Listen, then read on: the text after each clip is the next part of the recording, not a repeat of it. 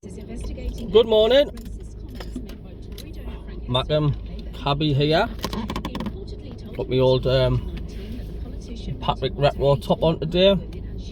Always reminds me of the Gates Gabbiadini when we won the championship. Last game of the season, Walker Park, where we beat Northampton 3-0. Capacity crowd, it was great. And we've seen them lift the trophy. Well, anyway, look, don't know if you can see, blue skies, even Carlisle this morning.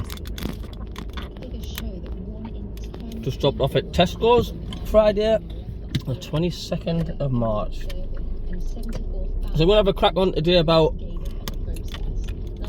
where do you think our season's gone wrong then? Basically, I mean, there's a mixture saying Tony Mowbray getting the sack, appointing Beale, the owners.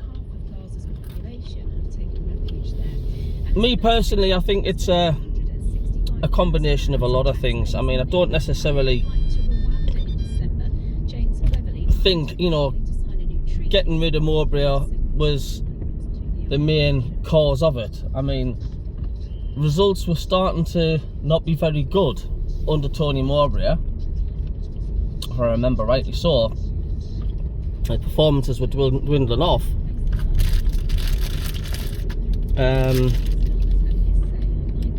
But I'm certainly not putting all the blame down to Tony Mowbray anyway.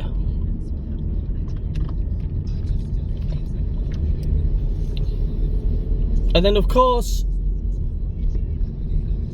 we all thought, oh, we're gonna have somebody decent lined up, aren't we? Somebody decent lined up to replace Tony Mowbray. And then the fetch in Beale, which nobody wanted. You know, and do you feel, did the fans give Beale a chance?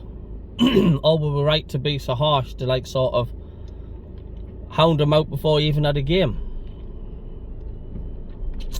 And the other thing as well is the amount of injuries we've had. And this seems to affect Sunderland season after season after season. Constantly we seem to be plagued by injuries, and they're not just like little, you know, snapping your arse hair or something like that. These are like injuries where you're off for a good 6 months or something like that. You know, they're massive injuries. So are we doing something wrong in training, or are we just getting players cheap because they've got glass legs? There's loads of things, but something needs massively looked at on the training ground, because you know every single team does get injuries, but Sunderland just constantly seem to get injuries, don't they? And because we've got such little depth in squad, we just really struggle. We're just so diluted at the minute. And the other thing as well, the owners have got the wrong model. Have they got the wrong model? Constantly signing kids, and there isn't that balance. You haven't got any mature players with some experience upstairs that can settle these kids down. I mean, Phillips has said it a few times. He says Sunderland lack that balance. So I think there's a combination of a lot of things. I'm not going to just point the finger at sacking Tony Mowbray, and I'm not going to say it's all 100% Wheelie Bin Beale's fault. There's a lot of things going on. But I do think KLD and Speakman need to take a lot of flack, to be quite honest with you, because they've caused a lot of upset and unrest in the dressing room.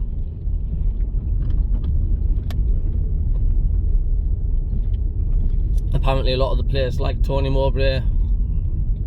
Getting rid of Mowbray caused a lot of upset.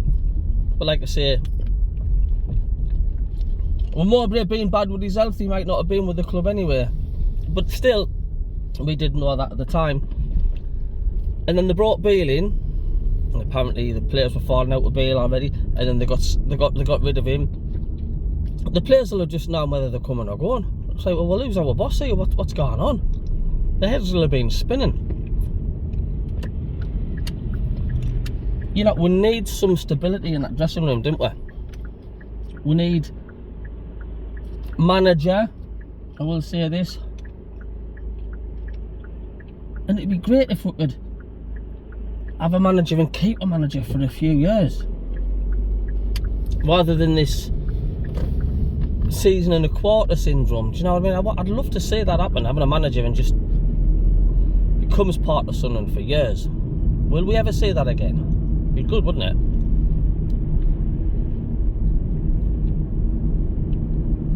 But nobody ever seems to talk about the injuries as well, mind, and you know, we've just been clobbered. We seem to be every season playing with a diluted squad.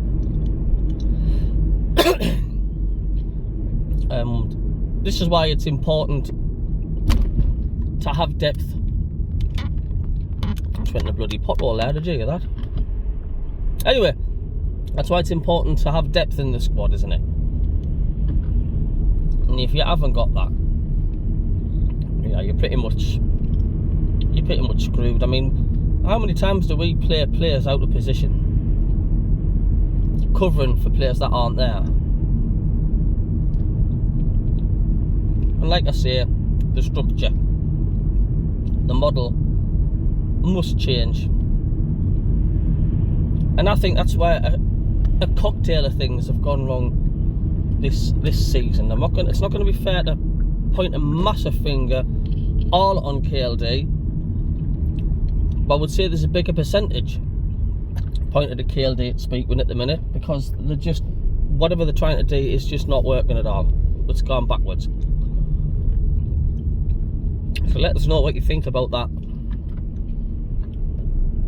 And another little bit of news as well. Alessi's just signed a contract for 2027, and so I think that's good news. If he can stay injury free, I think he's a cracking player. So I think that's a good. That's good news for Sunderland. That, but we just need him to keep fit.